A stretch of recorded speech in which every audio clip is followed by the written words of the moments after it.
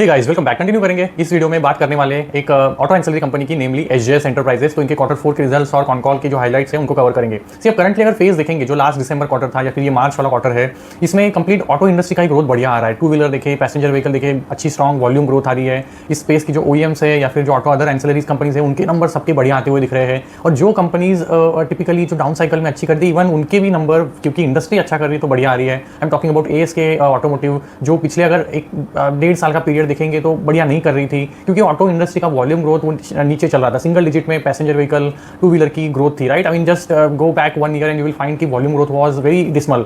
ये situation improve हो गया in the second half and may be after the first quarter of FY26, because कुछ rate rationalisation हुए, GST rate का rationalisation हुआ, देन जो आरबीआई ने कुछ रेट कट्स किए, देन जो गवर्नमेंट ने टैक्स स्लैब्स में चेंजेस किए, तो जिसकी वजह से इन हैंड इनकम है जो लोगों का बढ़ गया। तो ये सारे जो फैक्टर का क्यूमुलेटिव इफेक्ट है कि ये ऑटो इंडस्ट्री का जो ग्रोथ है वो रिवाइवल हुआ है, वॉल्यूम ग्रोथ स्ट्रॉन्ग है। और अगर एसजेएस की कॉन कॉल सुनेंगे तो इनका मैनेजमेंट का कहना है, even in the month of April we are seeing a strong traction, strong demand from the OEMs. तो ये ग्रोथ अभी क्वार्टर 4 में भी दिखी है, और एज पर द कमेंट्री जो एसजेएस से आया है, इज वेरी मच पॉसिबिलिटी कि ये शायद Q1 में भी कंटिन्यू हो। एंड एसजेएस ने specifically during even the bad time, जब वॉल्यूम ग्रोथ कम था, इंडस्ट्री की ग्रोथ कम थी, उस पीरियड में भी डिसेंट परफॉर्मेंस दिया। वॉल्यूम जो इंडस्ट्री का है उसको आउट परफॉर्म किया। इनका हमेशा से गाइडेंस यही रहा है कि अगर इंडस्ट्री जो भी पेस से ग्रो कर रही है, हम उनसे 1.5 से 2 टाइम्स ज़्यादा ग्रो करेंगे, बीट टू व्हीलर्स या फिर पैसेंजर व्हीकल्स, बिकॉज ये जो चीज़ों पे फोकस करते हैं, that is even agnostic to either two wheelers और passenger vehicles, even it is agnostic to whether the vehicle sold is ICE और इट इज ईवी। सो ये एक तो प्रोडक्ट पोर्टफोलियो इनका मुझे बढ़िया लगता है कि किसी पे डिपेंडेंट नहीं है, एंड इवन इंजन डिपेंडेंट नहीं है। देन ये जो फोकस करते हैं, ये यहाँ पे भी फोकस कर सकते हैं कि भाई कंज्यूमर जो FMCD है, जो फास्ट मूविंग कंज्यूमर ड्यूरेबल्स है, यहाँ पे भी ये बैजेस, लोगोज, डिकैल्स, जो एस्थेटिक एलिमेंट्स होते हैं लगने वाले, या फिर इन मोल्ड लेबल्स है, या फिर इन मोल्ड इलेक्ट्रॉनिक्स है, जो हम देखते हैं कि किसी इलेक्ट्रॉनिक एप्लीकेशन में होते हैं, ये सारी चीज़ें सप्लाई करते हैं। तो प्रोडक्ट वाइज डाइवर्सिफाइड है, इंडस्ट्री वाइज डाइवर्सिफाइड है, और एक्सपोर्ट में भी फोकस है। तो एसजेएस उस हिसाब से थोड़ा मुझे बेटर कंपनी लगता है। ऑटो इंडस्ट्री अगर नीचे आता है, वहाँ पे ग्रोथ स्लो डाउन होता है, तो ये कंपनी अदर पैरामीटर्स पे, अदर एस्पेक्ट पे फोकस करके अपनी ग्रोथ को कुछ हद तक अच्छे से मैनेज करती है। तो I always kind of try to look at company that can endure around all this period. तो मैं अभी इस कंपनी को एसजेएस को ऑलमोस्ट 2.5-3 साल से ट्रैक कर रहा हूँ, and I had I mean honestly I had started accumulating this when it was around 700 rupees if you go back around 2.5 years ago, and तब से ये कंपनी आप देखेंगे ऑलमोस्ट 3 times हो गया है, and company has delivered really well. इनके margin improve हुए हैं, कैश फ्लोस बढ़िया हुए हैं, जो बैलेंस शीट था अभी ऑलमोस्ट डेट फ्री हो गया है। ऑलमोस्ट अभी इनके बैलेंस शीट पे 240 करोड़ का कैश पड़ा हुआ है, जो ये डिप्लॉय करना चाहते हैं फॉर इनऑर्गेनिक अपॉर्चुनिटीज़। तो सारे पैरामीटर्स पे इन्होंने टिक किया है, मार्जिन ट्रेजेक्टरी हो, ऑपरेटिंग लेवरेज हो, एक्सपांशन हो, प्रोडक्ट डाइवर्सिफिकेशन हो, प्रीमियमाइजेशन हो, जो इनका प्रीमियम जो प्रीमिटिव इनका गोल होता है, focusing on value added product. ये सारा जो चीज़ें है एसजेएस के लिए काफ़ी बढ़िया जाते हुए दिख रहा है, and that and doing all that. I mean इस साल का ग्रोथ देखेंगे तो 25-26% का ईयरली रेवेन्यू ग्रोथ है, 40% के आसपास पैड ग्रोथ है, and it is still trading at around 35-37 kind of P. तो वैल्यूएशन ऐसा नहीं है कि कुछ स्काई रॉकेट हो गया एंड एक्सपेंसिव हो गया है, because see when you are trying to grow with the company, you always expect it to grow first of all business reasonably, and then you expect its valuation also to stay reasonable, because then अगर valuations move ahead of its growth, then again वो challenge हो जाता है कि फिर वो एक period के लिए स्टक हो जाएगा। तो ये केस करंटली एसजेएस के साथ नहीं है। तो I continue to track this company even now. तो अगर इस कंपनी का इस क्वार्टर का परफॉर्मेंस देखेंगे तो इन्होंने ऑलमोस्ट 30% रेवेन्यू ग्रोथ दिखाया है, ऑपरेटिंग लेवरेज इस बार भी मिला है, मार्जिन इनके इस बार भी इंप्रूव हुए, 30% प्लस मार्जिन को इन्होंने इस बार क्रॉस किया है at EBITDA level. Just recall, मैंने जब प्रीवियस क्वार्टर्स में इस कंपनी की बात की थी तो इनके साथ दिक्कत था, इनके margin were on a decline. ये ऑलमोस्ट 27-28% से 24% पे चले गए थे जब इन्होंने कुछ 2-3 एक्विजिशंस किए थे, लाइक एक्सोटेक का एक्विजिशन किया था, then water pack India WPI का एक्विजिशन किया था। तो ये एक्विजिशंस के बाद उनको इंटीग्रेट करना, उनको स्केल करना, यहाँ पे इनके खर्चे बढ़ गए थे, एंड देन कुछ डेट भी आया था, तो तब इनके मार्जिन्स नीचे आ गए थे। उस फेज में फिर ऑटो इंडस्ट्री का ग्रोथ स्लो डाउन हो गया था, उस फेज से बाहर निकल के अब इनके margins have reached the previous levels,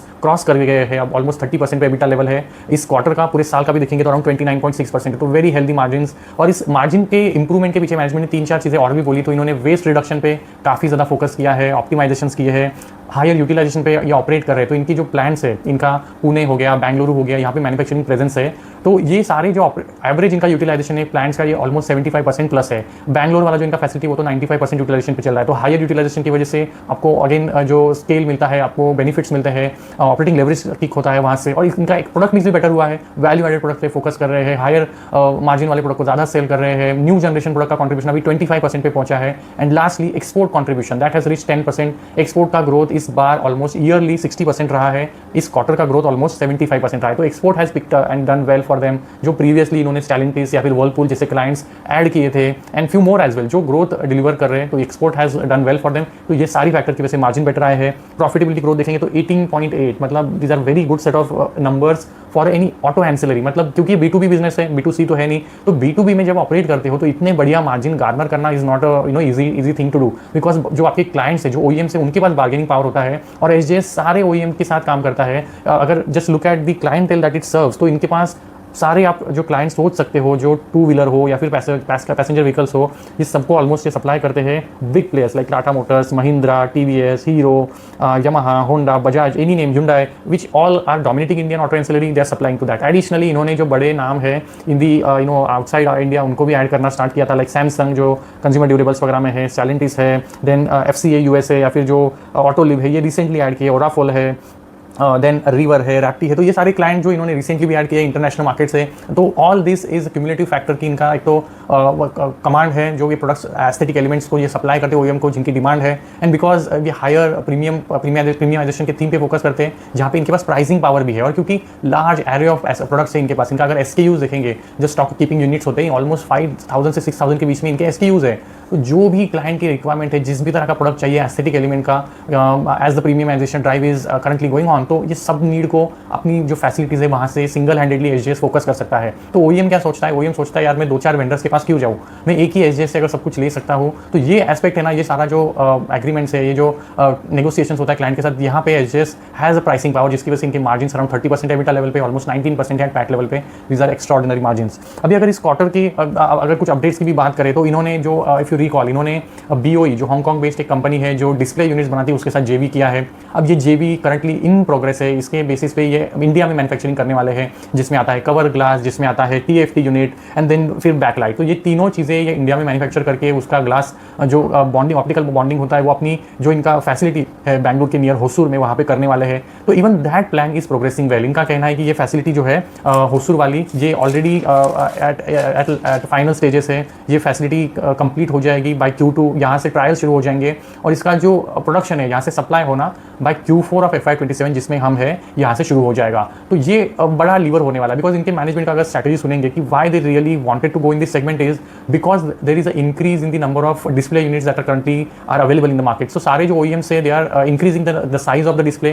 पहले 8 इंचेस आते थे, फिर 10 हो गए, फिर 12 हो गए, अब 14-15 इंचेस के डिस्प्ले यूनिट्स आने लगे हैं। And even the number of display units have increase. पहले एक आता था, अब 2-2 आने लगे हैं, कुछ वेरिएंट्स में 3-3 आने लगे, which are high end premium models. तो डिस्प्ले यूनिट्स, इनका कहना है, are going to increase in a single model that any OEM is selling. तो अगर एक जगह पे इनको दिखता है कि मार्केट में प्रोडक्ट जो OEM ला रहा है उसको डिमांड अच्छा मिल रहा है, तो फिर क्या होता है, other OEMs try to replicate that strategy। तो इनका कहना है units, display units, and it's not just the display units that are visible to the driver, it's also the display units that are going to come for a rear passengers या फिर adjacent passenger. सबके लिए आगे चल के वही infotainment systems आएंगे, display units आएंगे। तो ये जो डिस्प्ले यूनिट वाला काम है, इनका कहना है कि that is going to help meaningfully. और इंडिया में कोई प्लेयर ही नहीं है जो बनाता है डिस्प्ले यूनिट्स का जो काम है, हार्डली यहाँ पे कोई कंपनी करती है इंडिया में, और most of it is getting imported and it is trying to tap that blank space in the industry. तो ये कंप्लीटली इन हाउस करने वाले हैं। कवर ग्लास, TFT, बैकलाइट, सबको ऑप्टिकल बॉन्डिंग करके इंडिया में OEM को सप्लाई करेंगे। और इनका कहना है कि ऑलरेडी हमको जो इस प्रोडक्ट के लिए क्लाइंट के साथ निगोशिएशन, ये सारे एडवांस स्टेजेस में है। तो जैसे हमारा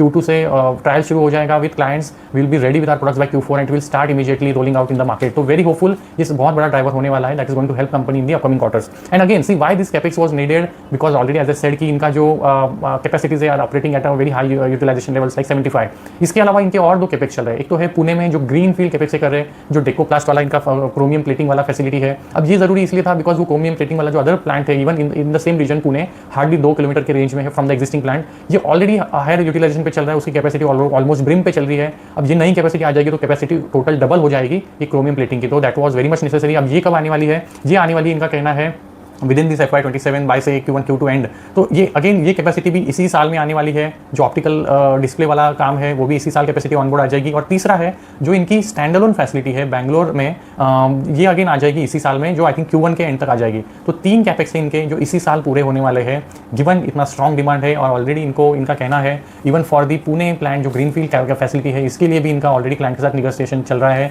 डिस्कशन चल रहा है कि what kind of product they can manufacture from here. तो not just the capex that is coming on board but already the discussion with clients is already happening and that is also in progress. So अब इनका strategy का थोड़ा understand करेंगे तो इन्होंने कैसे operate किया है, फोकस इनका एक्सपोर्ट पे है, आउटसाइड मार्केट पे है। तो ये क्या कर रहे हैं, पहले अपनी कैपेसिटीज़ को रेडी कर रहे हैं। बिकॉज अगर कल आप जाते किसी क्लाइंट के साथ काम करना स्टार्ट करते हो, for example like for example Stellantis की बात कर सकते हैं, सैमसंग की कर सकते हैं, या फिर वर्लपूल की कर सकते हैं। इनकी फैसिलिटीज़ अक्रॉस जोग्राफीज़ है। तो अगर किसी क्लाइंट के साथ आप एक जोग्राफी में सप्लाई करना स्टार्ट करते हो और वो अगर सक्सेसफुल पार्टनरशिप हो जाता है तो वर्लपूल माइट से कि मुझे अदर जोग्राफीज़ में सप्लाई करना है, अदर मेरे जो लोकेशन है आप वहाँ पे भी सप्लाई करो। तो to meet that demand you should have your capacities in in stages कि आप वहाँ से मैन्युफैक्चरिंग करो। तो कैपेसिटीज़ पहले रेडी होनी चाहिए, तब एक्सपोर्ट को आप केटर कर सकते हो।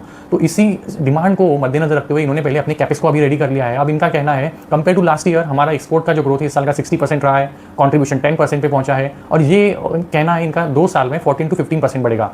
लास्ट ईयर के कंपैरिजन में ऑलरेडी 2% से बढ़ा है, अगले साल तक 2% बढ़ेगा, FY28 तक और 2% बढ़ जाएगा। तो ये एक्सपोर्ट कंट्रीब्यूशन मीनिंगफुली बढ़ने वाला है। इनका कहना है कि we are already in talks with many clients. इस क्वार्टर में भी इन्होंने जैसे 2-4 नए क्लाइंट्स ऐड किए हैं। तो ये सारा जो ग्रोथ अगर केटर करना है तो इनकी कैपेसिटीज रेडी होनी चाहिए, इसीलिए सारे इनके 3 कैपेक्स है। अब ये फैसिलिटी जो है ये फंजिबल होती है, बेसिस जो क्लाइंट की रिक्वायरमेंट है ये फोकस करेंगे एक्सपोर्ट पे या फिर डोमेस्टिक में।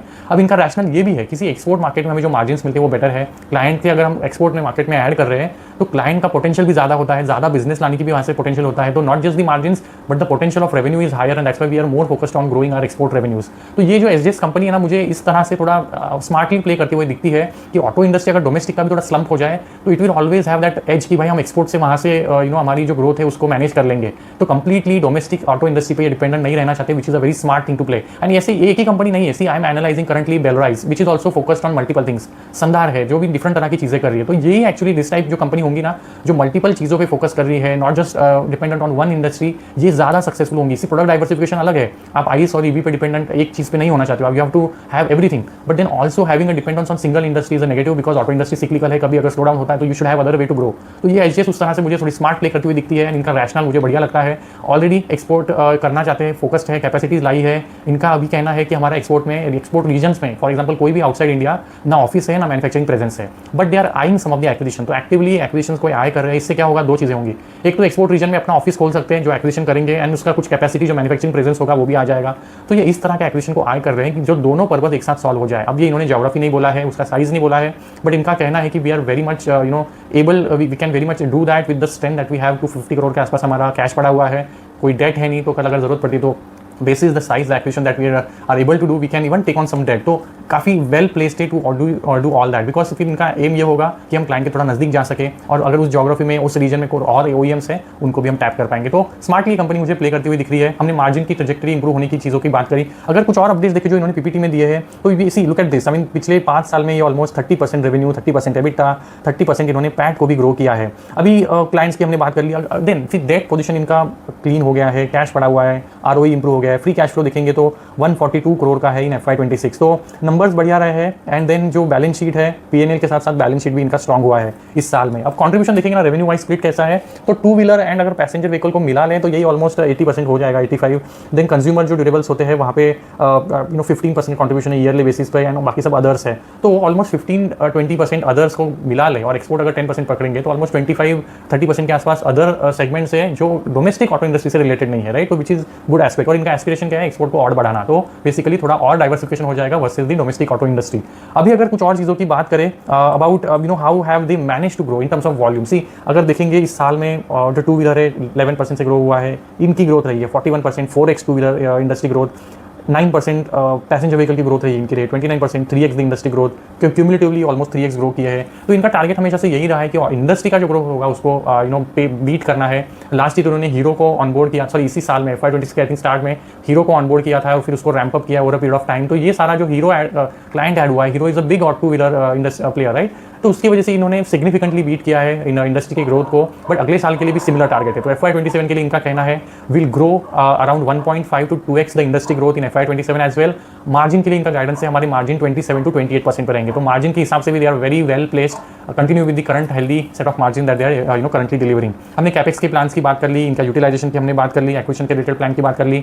अब इनका जो कंज्यूमर ड्यूरेबल का बिजनेस है ना, वो अगर दिखता है कि थोड़ा उतना स्ट्रांगली ग्रो नहीं हुआ है जितना प्रोबेबली ऑटो इंडस्ट्री के हिसाब से इनको ग्रोथ आया है। और इसके पीछे इन्होंने रैशनल ये दिया है कि हम जो कंज्यूमर ड्यूरेबल, आई थिंक इन्होंने डिक्सन के साथ हिस्टोरिकली पार्टनरशिप किया था, डिक्सन को ये सप्लाई करते थे दोज लोगोज, बैजेस या फिर IME IML जो लेबल्स वगैरह होते हैं सप्लाई करते थे। तो इन्होंने अपने कुछ प्रोडक्ट का रैशनलाइजेशन किया है। जो क्लाइंट के साथ इनका पार्टनरशिप हुआ था प्रोडक्ट सप्लाई करने के लिए, वो इन्होंने चेंज करके नए प्रोडक्ट के लिए पार्टनरशिप किया है, तो जिसकी बेसिस की मार्जिन जो बेटर है नए प्रोडक्ट के सेगमेंट्स में।